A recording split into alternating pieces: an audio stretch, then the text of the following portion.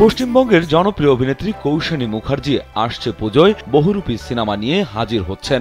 মুখ ও মুখোশের রহস্যময় অ্যাকশন নিয়ে তৈরি এই ছবিটির টিজার ইতোমধ্যেই আলোড়ন ফেলেছে। ছবিতে ঝিমলি চরিত্রে অভিনয় করেছেন কৌশানী, আর তার বিপরীতে রয়েছেন শিবপ্রসাদ মুখার্জি। তাদের জুটির রোমান্টিক গান শিমুল পলাশ বেশ জনপ্রিয়তা পেয়েছে। বৃহস্পতিবার বহুরূপী এর দ্বিতীয় গান আজ সারাবেলা এর মিউজিক লঞ্চ ইভেন্টে কৌশানী তার জীবনে আসা মুখোশধারী মানুষদের নিয়ে খোলামেলা কথা বলেন। সাংবাদিকরা তাকে প্রশ্ন করেন তিনি আশেপাশের মুখোশধারীদের চিনতে পারেন কিনা। জবাবে কৌশানী বলেন, আমি যদি চিনতে পারতাম তাহলে তো খুব ভালো হতো। স্যান্ডেলিনা সো রূপচর্চায় আভিজাত্য।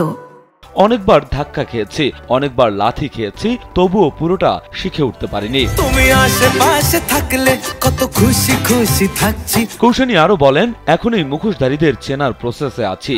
আসলে আমি খুব তাড়াতাড়ি অন্যকে নিজের মতো ভেবে নেই, ভুল করে নিজের কথাগুলো বলে ফেলি, নিজেকে উজাড় করে দেই। এটাই আমার প্রকৃতি। সবার অনেকগুলো মুখোশ থাকে। যদি আগে থেকে চিনতে পারতাম তাহলে হয়তো অনেক বড় জায়গায় যেতে পারতাম।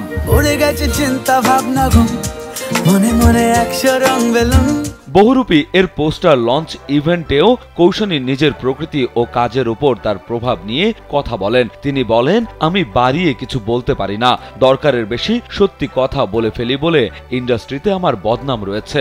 আবার প্রলয়ের পর আমি প্রায় 8 মাস কোনো কাজ করিনি। তখন অনেকেই বলেছিল যে আমি কাজ পাচ্ছি না, তবে আসল কারণটা ছিল আমি ইচ্ছাকৃতভাবে কাজ থেকে দূরে ছিলাম। এই সিনেমায় দর্শকের ভালোবাসা পাওয়ার পর চেয়েছিলাম আমার পরের কাজগুলো যেন তেমনই বিশেষ হয়। সেই সময়ে বহুরূপী এর অফার আসে। বিনোদন ডেস্ক, কালবেলা।